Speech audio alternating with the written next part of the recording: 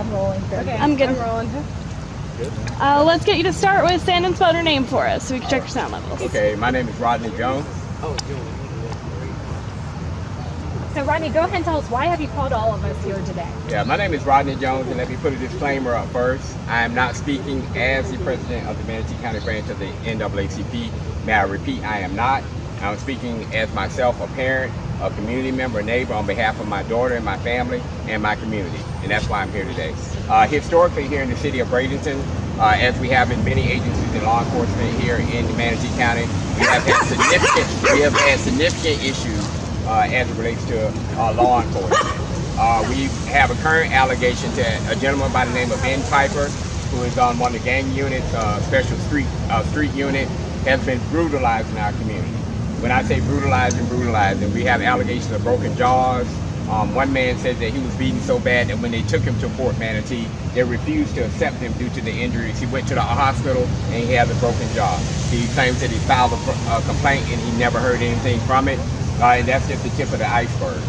So for years, we've got allegations of him planting dope on people, beating people up, intimidation like they did to my family here. And as in other communities, we're just simply pushing back. It has nothing to do with black, white, green, or purple. We believe all people have a right to be safe. We believe that all people have a right not to be intimidated and abused by law enforcement. And so I'm not only standing for black people, I'm standing for all people. My community here is Bradenton Village. It is a revitalized Hope 6 project where I have lived for 15 years. I've been a good neighbor to my community. I think I'm loved for my Boston community because I have always advocated for not only myself, but my community for over 25 years broad throughout Manatee County. So we're here today. I'm going to do a little house cleaning first with the NAACP. That's why I'm not speaking on behalf of the NAACP, and I never have as it relates to this issue. But I did. Oh, and the other thing is I want to put a disclaimer too. I'm actually legally blind. I can tell you a story about diabetes. But I received a cease and desist letter from the state president of the Manatee County branch of the Florida State Conference of the NAACP for me to cease and desist my activity. I will not. This has nothing to do with the NAACP. This has to do with my 15-year-old daughter that I'm a single parent of, my neighbors here, my friend down the street that was stopped, an elder here in the community that's connected to one of the churches. So, Madam President, if you think that I'm going to stop what I'm doing, I will not. This is not the NAACP's affair. It is mine as a parent and as a community member, and I will not follow, or nor will I respect this because it has nothing to do with the NAACP. So, the incident that happened downtown, I think everyone's here. I had filed a complaint. I'm legally blind. I don't use that for an excuse. They'll tell you right now I'm the baddest man around because I believe in the God Almighty. God directs me, not anybody else. So some letter or somebody telling me what to say or nothing, I'm a follower of the teachings of Christ. And I'll say that anywhere, and I'm proud of it. So God tells me to move. I don't have to get permission. I don't have to get permission to protect my family. I don't have to get permission. I don't have to get permission from the NAACP or anybody else to protect my family. Anybody that has children here, including these people behind me, they would support that. I don't need permission from anybody to do something to protect my home. So I have filed complaints. I sent an email. I've had personal conversations with everyone. And so I went down to the chambers to actually put another complaint on the record in front of everybody because they hadn't done anything to protect my family. They hadn't said anything about the progress of the investigation because there was no investigation. I told them that on April 22nd, there was a squad car, unmarked Bradenton Police Department car sitting in front of my home, right where that cone is, and I hope somebody will get a shot of it later, but there's a cone behind you, and that car was sitting right in front of my house. I came downstairs, and when I came outside to approach the car, they started creeping off. And when I tell you creeping, they left at about 1 or 2 miles an hour. They hit this corner right here, and they went down second and left the area. So I immediately type everything up, I believe in email chain, so I sent it to the assistant chief. He says he was never here. That car was never in front of my house. So I generated a long email that I forwarded to all the press, and I sent it to the commissioner of police. He never responded, hasn't responded to this day to my complaints about my safety. We're going to take care of that too. We're going to do something about that too. We'll handle that.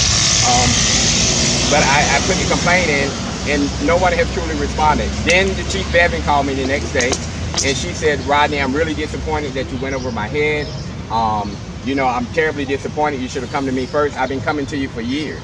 What do you mean? I came to your assistant chief. He was the point person. He said the person wasn't here. And then she confirmed that the person was not in front of my house. That car was never in front of my house. Now, all my neighborhood sees the car. I don't know whether it's something special with black people or what it is, where people don't believe what we're saying, but everybody in my neighborhood that was out here, families sit out here all the time in the evenings when it's school, everyone saw the car out here. So I went to the dais to put it on the record again, man, I feel like my life is in danger and no one's doing anything to help me. At that point, there's kind of like a 3-minute rule, that allows you 3 minutes to report. That rule gets bent all the time. I've been up there 10 or 15 minutes. Somebody can come and talk about a puppy and get 15 minutes. So I'm making a complaint on my life and my daughter's life, and I was removed from the dais. Now here's the problem, what most people don't know. There's a vested interest to remove that type of complaint from the dais, where to be on public opinion, because of the relationship between the mayor and the chief of police. They're married. Our municipality has a policy where the chief, as a person, he gets to appoint the chief of police. So there's a vested interest for me not to say those things, because the commissioner of police, which is the mayor, he just announced that he's running again. He's already been there 19 years. He's going to run again, so he's shooting for a quarter of a century, and we think we've had enough. So I went down to make the complaint. They did come up and ask me to leave. I immediately asked them, I said, Mayor Poston, I need 1 more minute to explain this to the community and to you, so you will understand the situation that I'm in. And so I've just had a difficult time with that. The officers came up. I told them I was not moving. I need to explain this. People are giving extra time all the time. So why would you remove a man and have a man arrested at the 3-minute mark when he's making a complaint about life safety? If I were Dr. Smith from Riverview Boulevard or some affluent community, I could have stayed up there until I was done. I don't believe I would have been removed. So it's the person. It's the person, and I would hate to say maybe color probably played a role in it. I'm sad to say that in 2019, but I was removed and then arrested for disorderly conduct and resisting arrest without violence.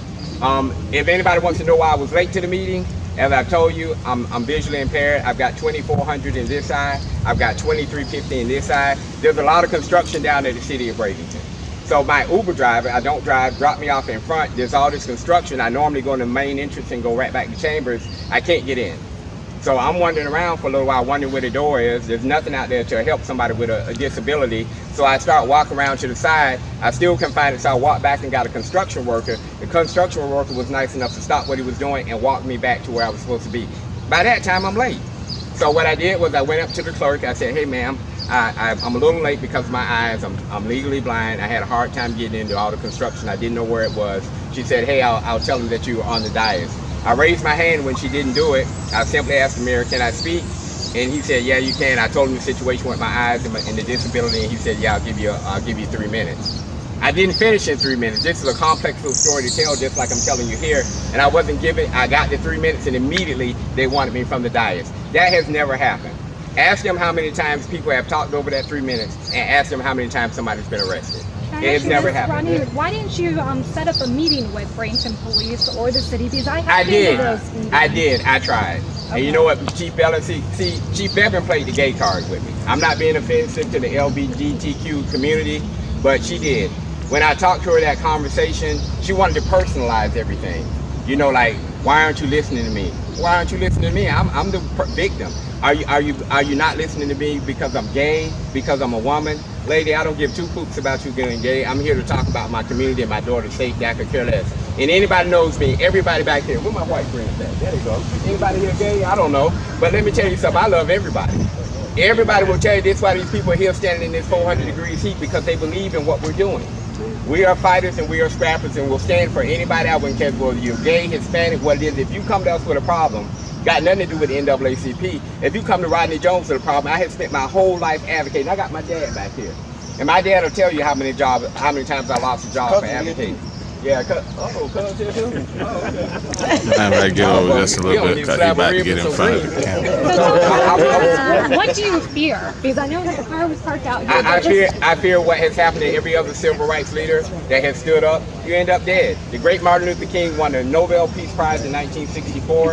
In 1967, he was on the FBI's 10 most dangerous men in America's list, and 1 year later, he was shot dead. You don't think I'm concerned?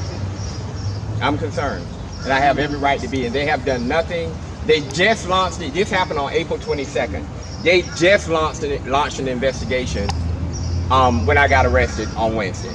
Now, all that time went by with me complaining about my safety, never called once to say, hey, Mr. Jones, I know you got some concerns about our safety. As the commissioner of police, I assure you, you're going to be fine. Not one communication from the mayor. I set up a meeting. I said, Melanie, I want to meet with you. I was bringing my black men, trying to get them riled up again, make them flex a little bit.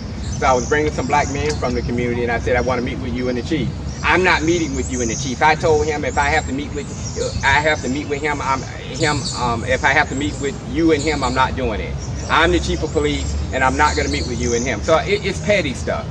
I'm talking about my daughter and my life safety. I've seen civil rights leaders. I'm an American history major, one of my cognates, and we've seen civil rights leaders slain all over this country. Not only black ones, white ones, LGBTQ. We've seen it forever. So why should I be concerned? Oh, I'm immune to something happening, and I spoke out as loudly if I can. If I have to wear a Kaepernick wig and a jersey, a shirt to get my word out, I'll do it again. And the great Dr. King was arrested 31 times. So Rodney, what are you hoping for with this meeting today, this group? What are you? I'm just hoping to get the word out. What's going on here in the city of Bradenton. We have called the FBI. We've made a complaint to the FBI, informational complaint, and we're waiting for somebody to call. I believe they will respond. Because you got to remember, this isn't a finely tuned machine here. This has never been a finely tuned machine. If many of you know, there just was an issue that they made national news where they had one of their officers going into the database, finding out women that had been raped and abused, and he was actually going to their homes to try to solicit them for sex. You did. Can I ask you a few questions, Yes, ma'am. Rodney, why do you feel you're being targeted? Why you?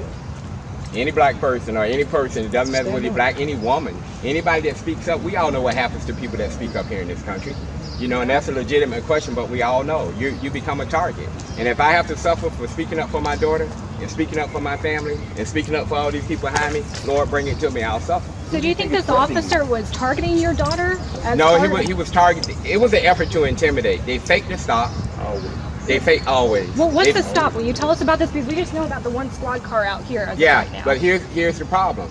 She told me there was no law enforcement presence out here. There was not only that car, there were 4 other vehicles here as well. Did somebody stop your daughter, or what happened? Do you have a photo of a car in front of your house? No, I don't have a photo. I don't need to. I've got my whole. See, this is the thing too. I'm glad we're here.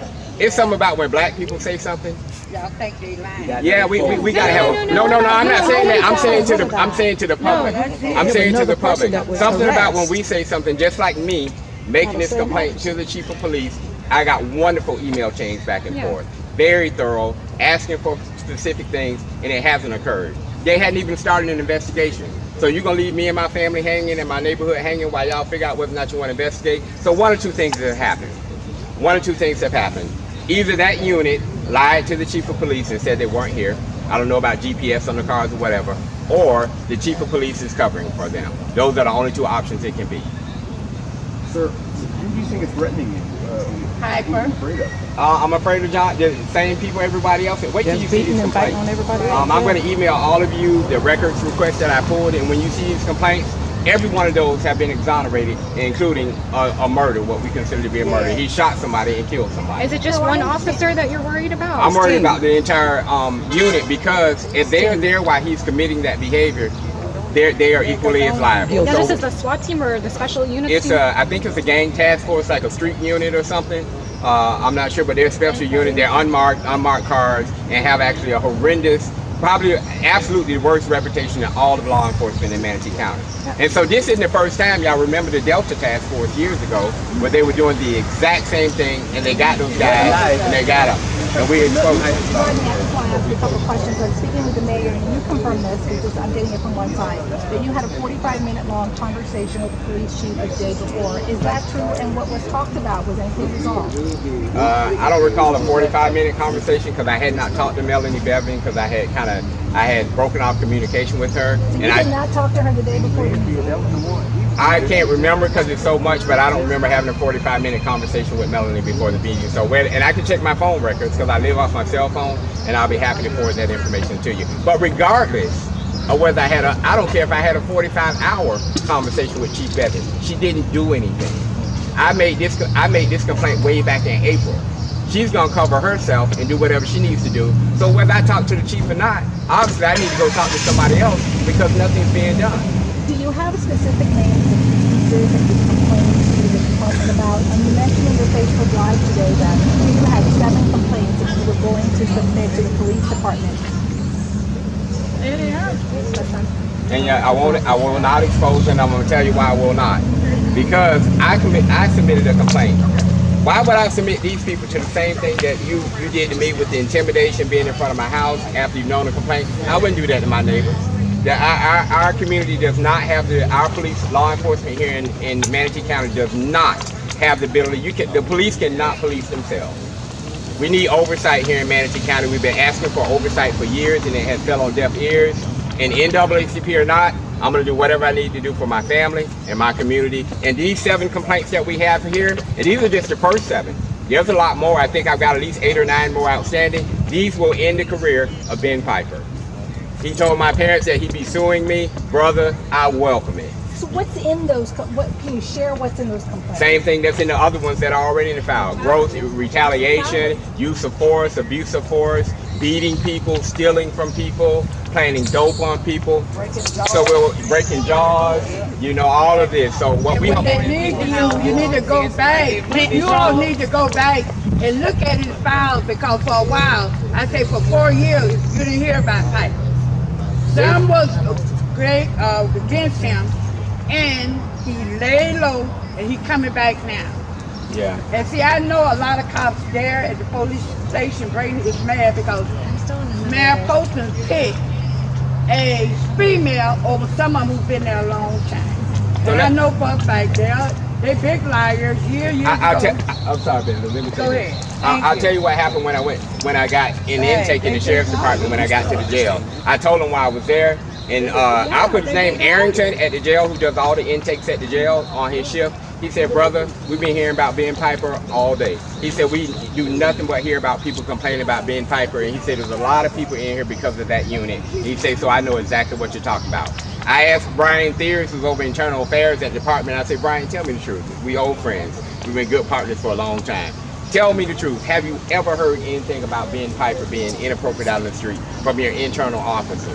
He told me no. But how come I go out to the sheriff's department and everybody out there knows about it? So something's wrong. Something's wrong. How long has this been going on allegedly? For years. So he's with the sheriff's office? He's with the Bradenton Police Department, but the sheriff's department runs the jail. Okay. Yeah. So do you think that now, because you're raising questions about this officer, is that why you're being intimidated? That's exactly it. That's the way it goes. I mean, this is it. It happens all over this country. They get intimidated. They have you followed. They'll blow your brains in. I mean, so I'm in fear of that. And not only that, we ran several scenarios for the community. Only thing they have to do is have somebody pinned down on a big drug charge. Mm-hmm. Hey, bro, I'll make some of this go away if you handle some business for me. Right. We got people around here shooting each other over baby mamas. My black community is we're shooting each other. So you think something can't happen to me?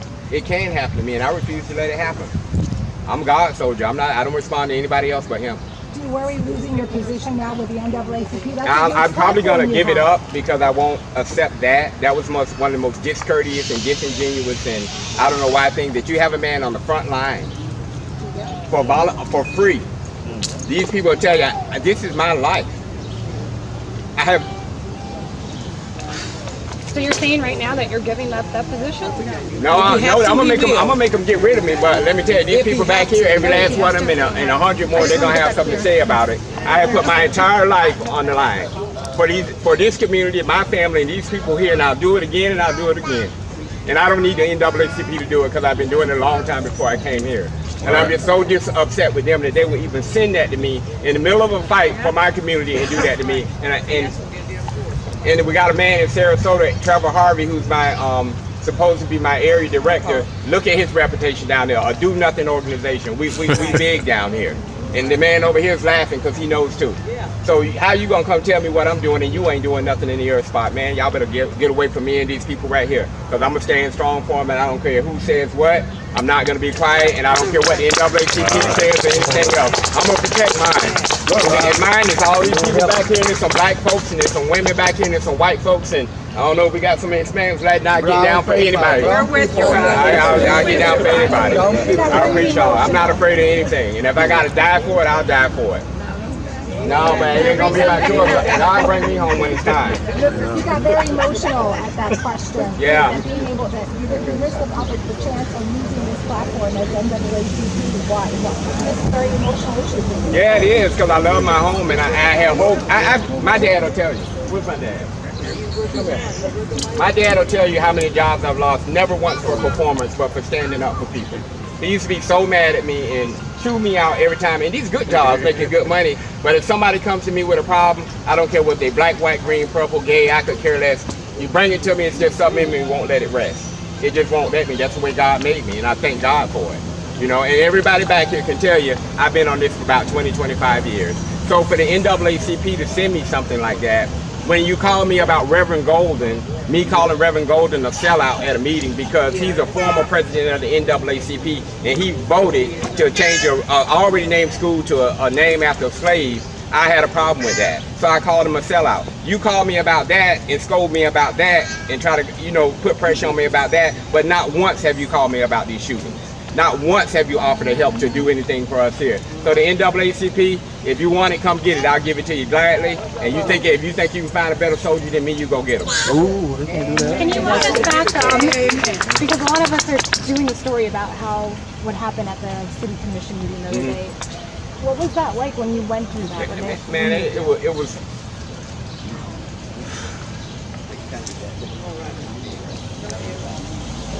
For all. It hurt me. 2019, and I go to complain about my safety and my daughter, my community, and I was removed. By law enforcement? It's supposed to protect us? I'm doing exactly what I'm supposed to do as a community leader and as a black man in my community. I refuse to back down for anybody, even if it costs me my life. I don't care. Thank you. We're sick of it. We're sick of it. All these old people out here and all these kids. We got 37 kids that are 0 to 5 that live in this community.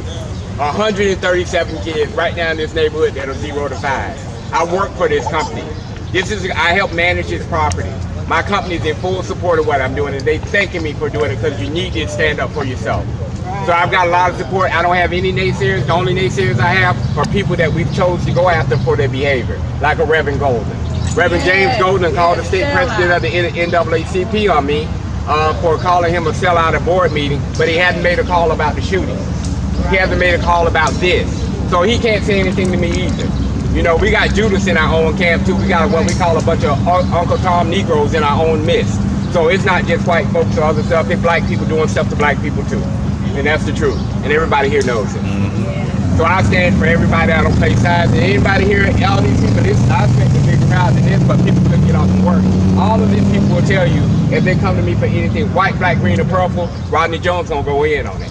I'm gonna seek the truth. I don't care who likes it, I'm gonna seek the truth. Even if it means them harass me and I feel like my life threatened, I'll die first. I'll die first. About my daughter and my community, I'll die first. Thanks, Rodney. All right. We're with you, Rodney. We're all with you. All right.